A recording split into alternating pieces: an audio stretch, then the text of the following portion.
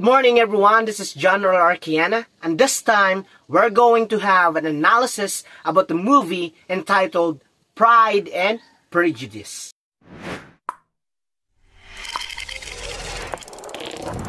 Let's have a short background first about this movie.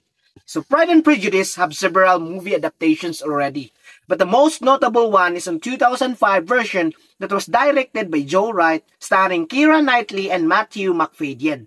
So this movie is an adaptation of a classical novel, Pride and Prejudice, written by Jane Austen that was first published in 1813. So the movie follows the story of Elizabeth Bennet, a smart and independent young woman, as she encounters societal expectation of the 19th century England.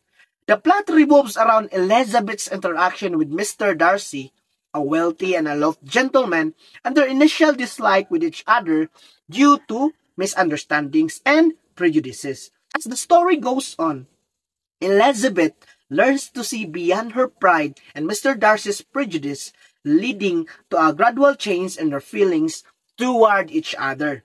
So alongside the romantic journey, the movie also explores the lives of Elizabeth's family members, including her sisters such as Jane, Mary, Kitty, and Lydia, as well as her parents, Mr. and Mrs. Bennet.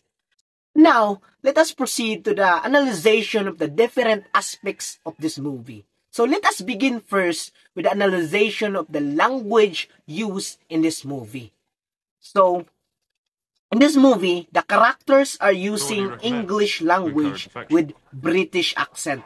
So it is because I think they want to stay faithful to the original setting of the novel. So since Jane Austen is set in early 19th century England and the characters are English as well, so therefore, using English language and British accents helps to maintain the authenticity of the period and location.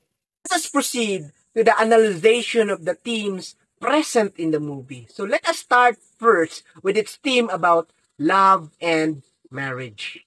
Okay, so historically, during the time the story was created by Jane Austen in the Romantic period, so in Austen's time, societal norms heavily dictated marriage, often focusing on financial security, social status, and familial connections rather than solely on love.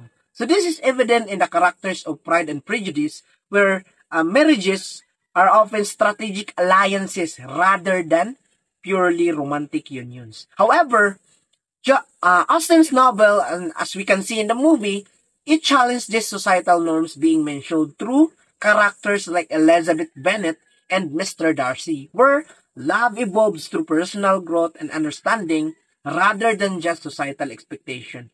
Now, let's proceed to the character analysis. So in the movie, we have two main characters, Elizabeth Bennet and Mr. Darcy.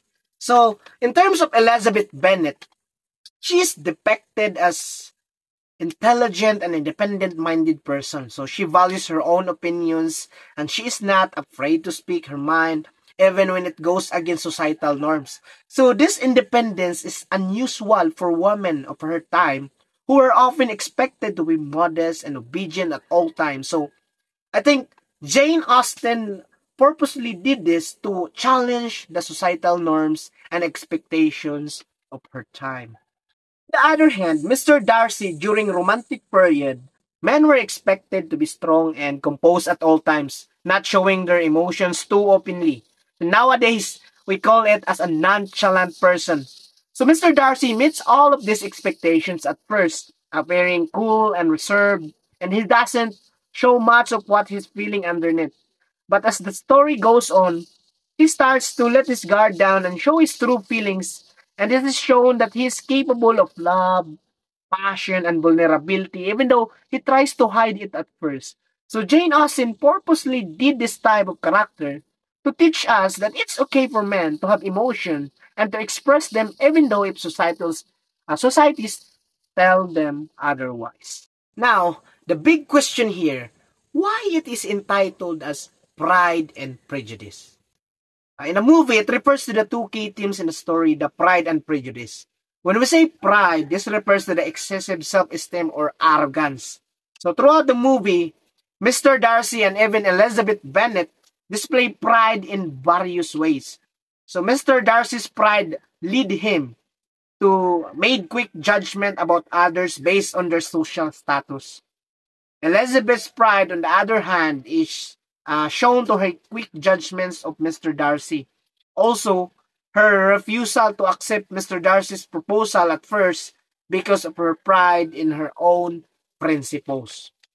So, the second one is prejudice.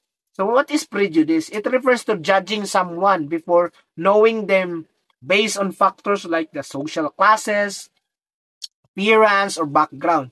So, in a movie, characters often make hasty judgments about each others without truly knowing them. So, for example, Elizabeth doesn't like Mr. Darcy at first because he looked like arrogant. So meanwhile, Mr. Darcy judges Elizabeth and her family because of their lower social status and how they behave during the events.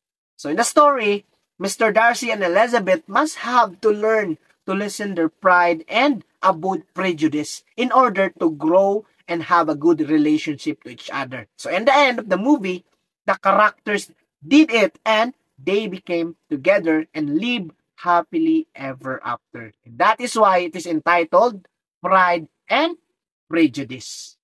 So the last question here is that why is this movie is important or relevant to romantic period? Okay, so Pride and Prejudice is important in the Romantic period because it reflects the values and themes of the era.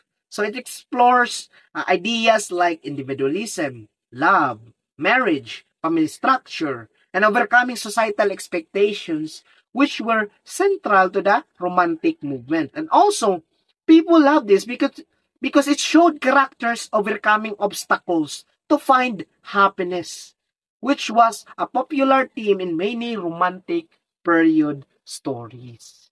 Okay, so that is all about our analysis in the movie entitled Pride and Prejudice. So I really hope that you learned something in our analysis. Okay, so thank you and see you next time. Bye.